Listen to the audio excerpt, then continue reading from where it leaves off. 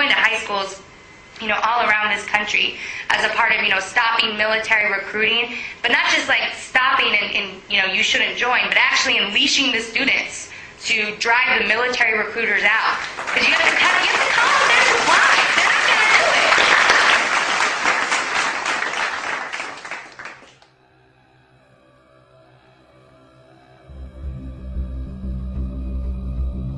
it. People began to see the whole Bush regime as, immoral and wrong. Students on campuses were like walking out of schools. The CIA would come on campus and students would chase them off. High school students were, including here, and high schools around the area. So it's time to bring that shit back.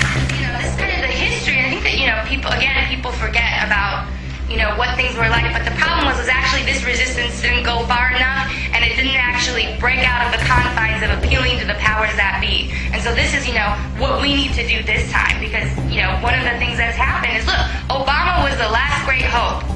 And now we're 16 months in, and he's not only just, doing the same things Bush was doing, but he's actually doing more. The whole problem with Obama is that he's able to rebrand this whole program in a way that makes people feel good about it. The protests that happened and the resistance that happened, it was very important, but all of that got sucked out once they put out Obama. And it was a little bit of a trump card in terms of they had to figure out a way how to get people back into the fold again, how to get people back. Don't worry, things are going to be okay.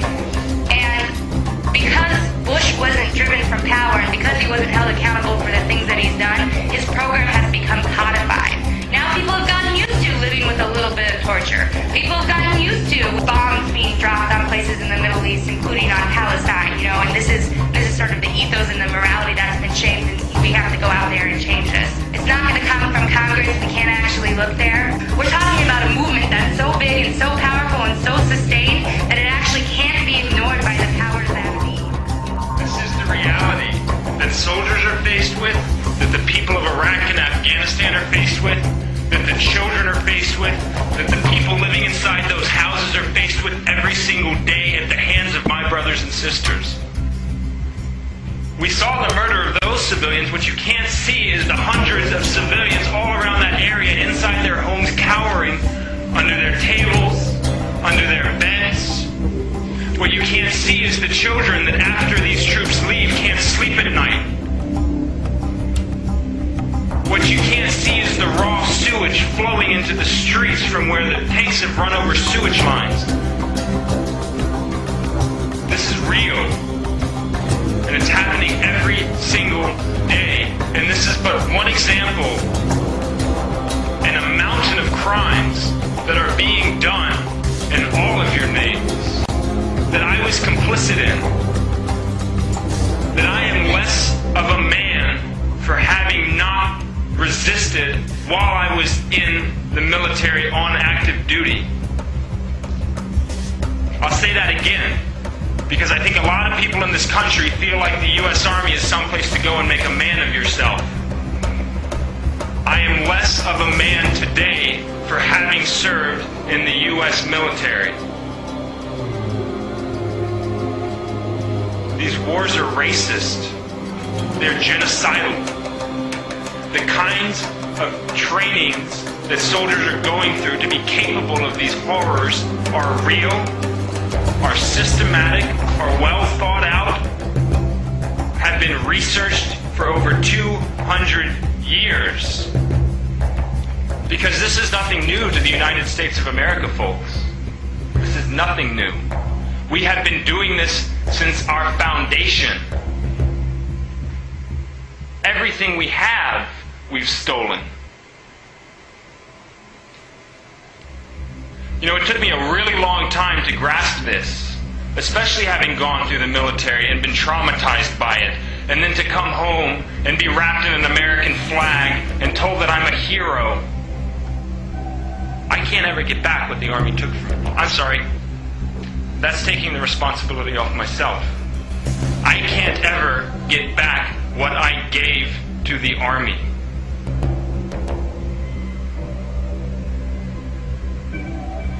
It is dehumanizing, physically, emotionally, mentally, sexually. our soldiers are being trained as predators, and they are being set loose on civilian populations that never even attacked us in the first place. I can't live with this. I can't live with it. I don't know how people in this country live with it. I don't know how the Iraqis and the Afghans live with it every single day. The mission statement of the U.S. Army is to engage and destroy.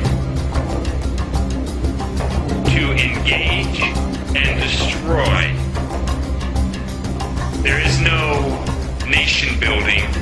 There is no humanitarian operations. The mission statement of the U.S. Army is to engage and destroy, and that's what we are doing. And when you turn that force loose on a civilian population, as we have done in Iraq and Afghanistan, it is called genocide. And it is a war crime. And the people of Iraq and Afghanistan have had their countries gutted by our force. Absolutely gutted. This is real, people. And it's not going to stop. It is not going to stop until we do something about it. Until we liberate ourselves from our subservience to genocide. We have had our wills subverted over and over again, but we can forge the kind of movement capable of ending these crimes now and forever.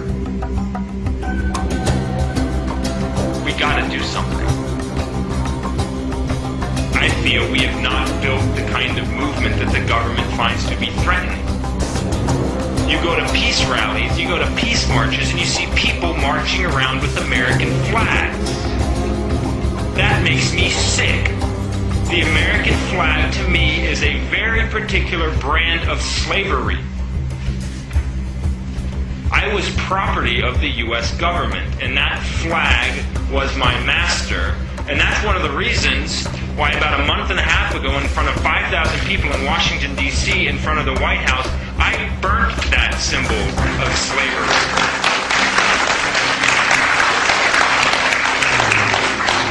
You go to peace rallies and you see people holding up signs that say support the troops. Can you really support the troops and not support the war? No, you cannot. And I say this to you as a former troop. You know why these soldiers are over there doing this? Beyond the fact that they've been dehumanized to the point where it's capable, where they are capable of doing this? It's because they think that you support them. Because all they hear from the American population is, don't worry about it, GI, we support you. This is a recipe for endless war. If the troops knew that they were not supported, they would stop deploying and committing war crimes. This is a message that takes a lot of courage to represent in our current society. But knowing the realities, children, knowing the realities, we have a responsibility, not just to the Iraqis and to the Afghans, but to the young men and women who are going to carry this out. They don't want to be there. War's not a fun place. It's not, you know, kicks. It's horrible. It's hell. But they're doing it because they think people support them.